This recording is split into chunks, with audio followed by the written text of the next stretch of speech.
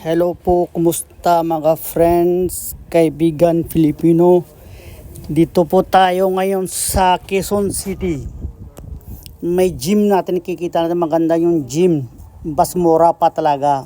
Subukan niyo kaya pumunta yung area sa Roosevelt sa Quezon City. Sa Quezon City yan po gym. Talaga pinakamura talaga gym dyan sa Quezon City, di ba? Iba gym mas mahal.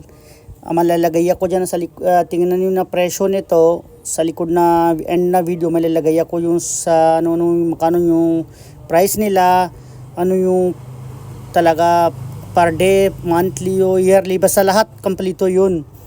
Sino marunong, sino pa hindi pa marunong, pwede rin kayo mapapaturo. Meron sila sa coach. Tapos yung mga zumba pambabae, meron din sila mga zumba dyan. Sino mga gusto may zumba dyan, pwede rin kayo makasali sa zumba. Yan yung talaga pinakamagandang kita ko gym sa Pilipinas, dyan talaga sa Quezon City.